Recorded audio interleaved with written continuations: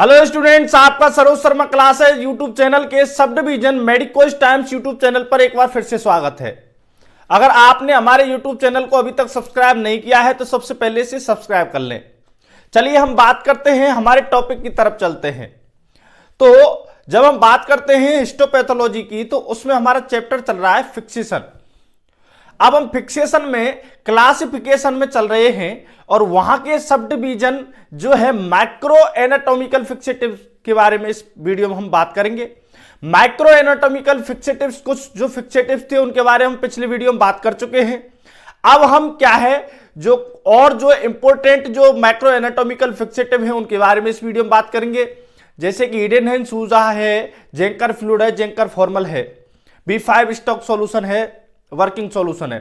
तो इनके बारे में हम इस वीडियो में बात करेंगे। बाकी की जो कुछ और हैं फिक्सेटिव उनके बारे में हम अगले वीडियो में बात करेंगे।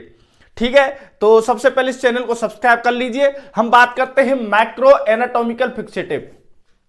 ऐसे फिक्सेटिव जो है कि माइक्रो एनाटॉमी को समझने में काम में आते हैं उनको हम क्या है माइक्रो एनाटॉमिकल फिक्सेटिव कहते हैं। अब हम बात करते हैं ईडेनहेम-सूसा। तो ये जो फिक्सेटिव है, इस फिक्सेटिव के हम पहले कंपोनेंट की बात कर लेते हैं कि इसको किस प्रकार से बनाया जाता है। तो ईडेनहेम-सूसा को किस प्रकार से बनाया जाता है, इसको बनाने के लिए सबसे पहले क्या है मर्क्यूरी क्लोराइड है उसको हम 4.5 ग्राम लेंगे। ठीक है, सोडियम क्लोराइड है उसको हम 0.5 ग्राम लेंगे। ट्राइक्लोरो एसिटिक एसिड उसको हम 2.0 ग्राम लेंगे। एसिटिक एसिड है उसे हम 4 ml लेंगे और डिस्टिल वाटर है उसको 100 ml लेंगे। अगर आप बोर्ड की एग्जाम दे रहे हैं जैसे RUHS से, RPM से, कोई भी आपके जो बोर्ड है, किसी भी यूनिवर्सिटी की बोर्ड है, अगर आप उसमें एग्जाम दे रहे हैं यानी आपका रिटन एग्जाम है फर्स्ट ईयर या सेकेंड ईयर का, तो आपको ये कंपोनेंट उसका जरूर लिखना पड़ेगा। इसको लिखे बिना आपको जो मार्क्स हैं वो नहीं दिए जाएंगे। ठीक है, तो इसलिए आप ईडेनहेम-सूसा के कंपोनेंट्स में इनको लिखेंगे mercury chloride, sodium chloride, trichloro acetic acid, acetic acid and distil water. ठीक है, याद हो जाएगा, 2 क्लोराइड हैं, 2 एसिटिक एसिड हैं और डिस्टिल वाटर है। इस प्रकार से आप याद रख लीजिए। ठीक है, चलिए हम बात करते हैं। अब ये जो फिक्सेटिव है इसकी कुछ बातें हैं, स्पेसिफिक फीचर्स हैं, उनके बारे में बात करते हैं। तो excellent fixative for routine biopsy work, जो बायोप्सी जो होती हैं उनके रूटीन में ये काम में आता है। चलिए आगे, allows brilliant staining with good cytological details. तो ये जो है ये ब्रिलियंट स्टेनिंग देता है, इसी के साथ में क्या है जो साइटोलॉजिकल डिटेल्स हैं उनको भी अच्छी तरीके से दिखाता है। ठीक है, आगे बात करते हैं, gives rapid and even penetration with minimum shrinkage. देखिए ये भी इसका फायदा है इसको यूज करने का कि ये टिश्यू को मिनिमम श्रिंकेज करेगा और रैपिडली अच्छी तरीके से पेनिट्रेट करेगा। Tissue left in its for ever 24 hours. अगर इसको टिश्यू को हम इसमें इस फिक्सेटिव में रख देते हैं 24 आवर्स के लिए, becomes bleached and excessively harden, तो वो क्या है ब्लीच हो जाएगा और वो एक्सेसिवली क्या है हार्ड। अगर उसको 24 आवर के लिए हम क्या कर लेते हैं रख देते हैं तो वो बिल्कुल ब्लीच हो जाएगा और वो हार्ड हो जाएगा। तो ये जो है हमने किसके बारे में, फीचर्स के बारे में बात की ईडेनहेम-सूसा के में। तो इसमें जो टिश्यू है should be treated with iodine to remove mercury. इसमें जो मरकरी क्लोराइड है, इस मरकरी को हटाने के लिए हमें आयोडीन जो है उसको यूज करना पड़ेगा। जो टिश्यू है हमने इसमें फिक्सेटिव में डाला है, फिक्सेशन कर लिया है। ठीक है, फिक्सेशन करने के बाद में उसको हम क्लियर करेंगे।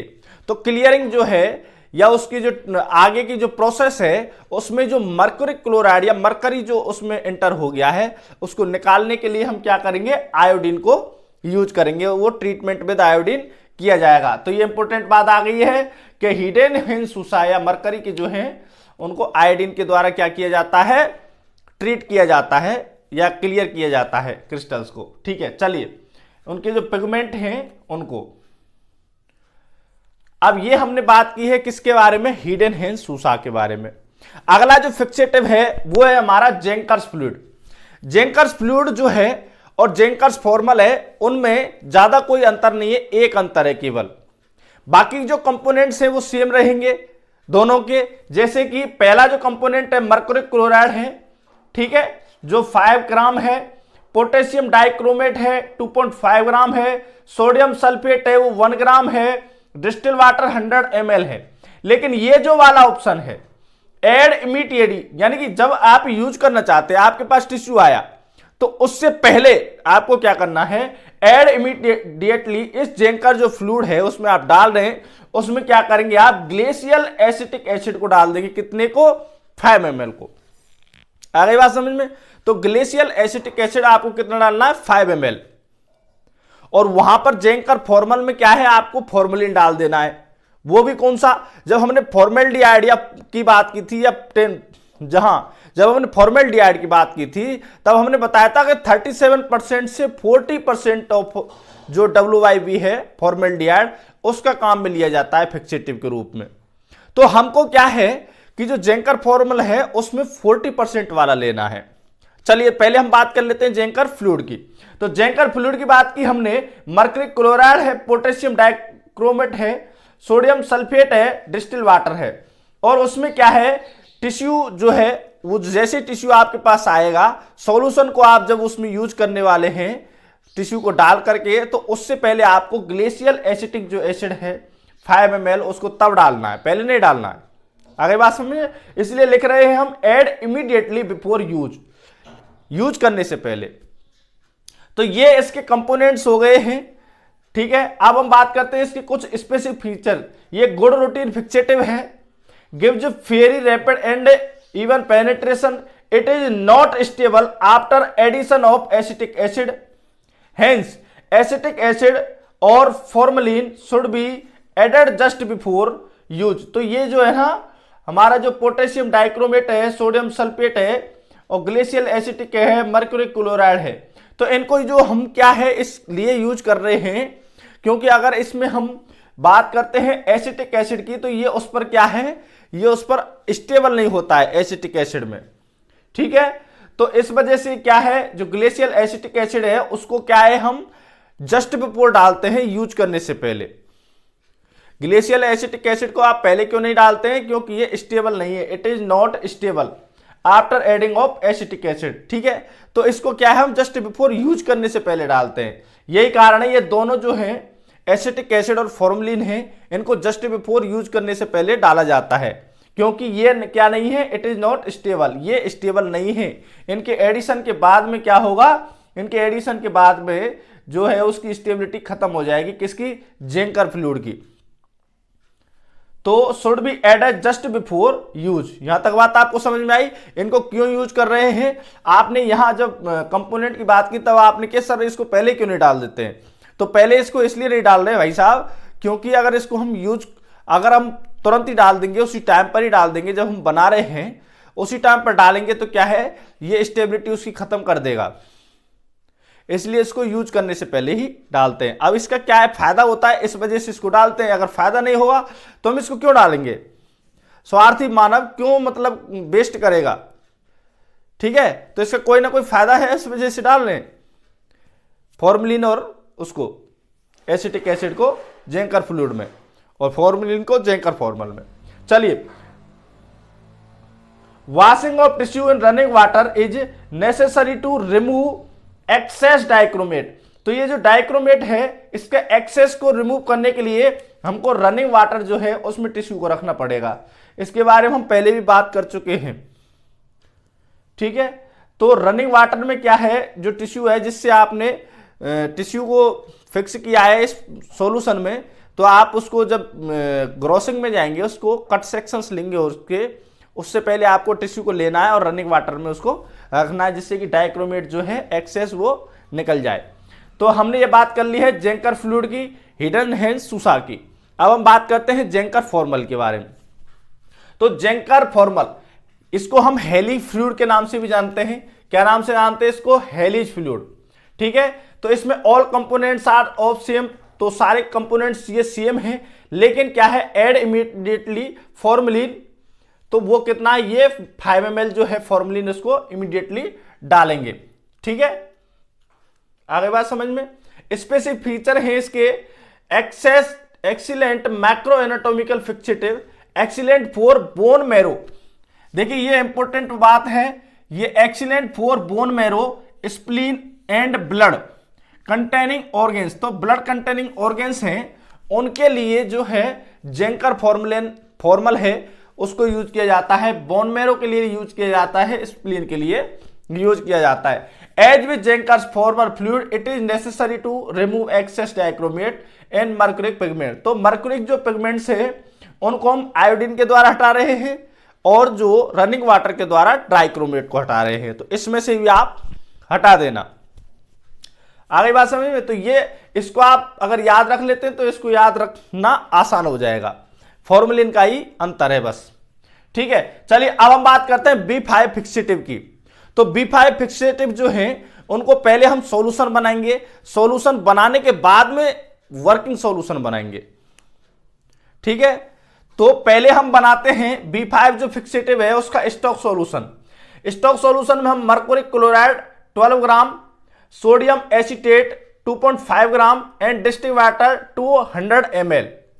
तो ये इससे क्या बन जाएगा, इससे बन जाएगा B5 stock solution. B5 stock solution किस प्रकार से बन रहा है, मर्क्यूरिक क्लोराइड 12 ग्राम, सोडियम एसीटेट 2.5 ग्राम, डिस्टिल्ड वाटर 200 ml। इससे क्या बन जाएगा, स्टॉक सॉल्यूशन।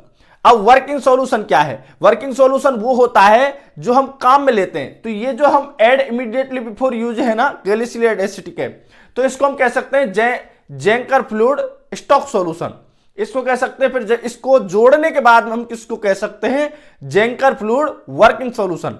आगे बात समझ में। तो सेम लाइक ये है स्टॉक सॉल्यूशन, इस प्रकार से हम बना के रखते हैं। वर्किंग जो सॉल्यूशन है उसको हम बनाते हैं। स्टॉक सॉल्यूशन जो है इसमें से लेंगे 20 ml। इसमें और इसमें इतना ही अंतर है कि इसमें आप 5 ml को डाल देंगे, इतना बना रहे हैं 100 ml वाला, तो ठीक है। लेकिन यहां क्या है, यहां आपको ये जो 200 वाला बना रहे हैं ये बन गया है, अब इसमें से आपको 20 ml लेना है, इतना फर्क है। आगे बात समझ में। तो पहले क्या करना है आपको, यहां में और यहां में क्या फर्क है कि इसमें पूरे कंपोनेंट 100 ml डिस्टिल वाटर वाले में डाल देना है आपको, लेकिन यहां जो स्टॉक सॉल्यूशन हमने 200 ml वाला बनाया है इसमें से हमको 20 ml लेना है स्टॉक सॉल्यूशन है। और उसमें क्या है, फॉर्मुलिन जो है 40% WYB वाला क्या है 2 ml डाल देना है। तो ये जो हमारा, अब इस हिसाब से हम क्या है मल्टीप्लाई करते जाएंगे, जितना हमको टाइम्स चाहिए, जितने गुणा हमको जो सॉल्यूशन चाहिए उसके हिसाब से हम 10 गुणा चाहिए तो हम इसमें क्या है 10 गुणा ले लेंगे दोनों चीजों को। तो ये हो जाता है इसका वर्किंग सॉल्यूशन। अब जो B5 जो फिक्सेटिव है, B5 फिक्सेटिव की जो स्पेसिफिक फीचर्स हैं या क्वालिटीज हैं, डिसएडवांटेज है यूज करने के, एडवांटेजेस हैं, उनके बारे में बात कर लेते हैं। चलिए, B5 is widely advocated for fixation of lymph node biopsies. किसके लिए, लिम्फ नोड बायोप्सीज की। अगर हम जेंकर फॉर्मल की बात रखते हैं तो bone marrow, spleen and blood containing organs like, हम बात करते हैं B5 stock lymph node biopsy जो होती हैं उनके लिए क्या है, हम B5 फिक्सेटिव काम लेते हैं, both to improve cytological details and to enhance immuno reactivity with immunoglobulins anti-serum used in phenotyping of B cell neoplasm। तो ये कह रहे हैं कि ये केवल और केवल साइटोलॉजिकल डिटेल्स, केवल और केवल ये है माइक्रो एनाटॉमी का काम में नहीं कर रहे हैं, ये साइटोलॉजी में भी काम आ रहे हैं, इम्यूनोहिस्टोकेमिस्ट्री में भी काम आ रहे हैं, ठीक है। तो ये इम्यूनो रिएक्टिविटी विद जो इम्यूनोग्लोबिन्स के एंटी सीरम में जब हम देखते हैं तो उसके लिए भी इस सॉल्यूशन को काम में लिया जाता है। तो ये इस वजह से B5 जो स्टॉक सॉल्यूशन है ऑलमोस्ट ऑफ द एग्जाम्स में जो ऑब्जेक्टिव एग्जाम्स होती हैं उनमें इसमें से क्वेश्चन जरूर आता है। एक तो इसमें से आता है, एक इसमें से, और ऐसे मतलब आने को तो किसी में से भी आ सकता है, लेकिन इस वजह से ये इंपॉर्टेंट हो जाता है। चलिए, procedure prepare working solution just before use. तो वर्किंग सॉल्यूशन जो है आपको जस्ट बिफोर यूज करने से पहले ही आपको प्रिपेयर करना है, ठीक है। Fix small biopsies of tissues 7 × 7 × 2.5 mm for 1 to 6 over at room temperature. तो ये क्या है, चॉइस ऑफ फिक्सेटिव है कि आप इतना बड़ा टिश्यू लेंगे, जो टिश्यू है उसका पीस कितना होगा 7 × 7 × 2.5 mm वाला, और उसको आप 1 to 6 जो है आवर्स के लिए आपको क्या है रूम टेम्परेचर पर फिक्स करना है, इससे ज्यादा नहीं करना है। आपको वही हार्डनिंग वाली जो प्रॉब्लम है वो आने लग जाएगी। प्रोसेस रूटीन टू पैराफिन, तो जब हम प्रोसेसिंग करेंगे तो उसमें क्या है पैराफिन के द्वारा रूटीनली वर्क करेंगे। तो ये हमने बात की है आपसे मैक्रो एनाटॉमिकल कुछ इंपॉर्टेंट फिक्सेटिव्स के बारे में। अगले वीडियो में भी हम मैक्रो एनाटॉमिकल फिक्सेटिव के बारे में ही बात करेंगे, ठीक है। तो अगर आपने अभी तक हमारे YouTube चैनल को सब्सक्राइब नहीं किया है तो सबसे पहले इसे सब्सक्राइब कर लें, और वीडियो कैसा लगा इसके बारे में कमेंट करके बताएं, लाइक करें, शेयर तो आप करेंगे ही। धन्यवाद।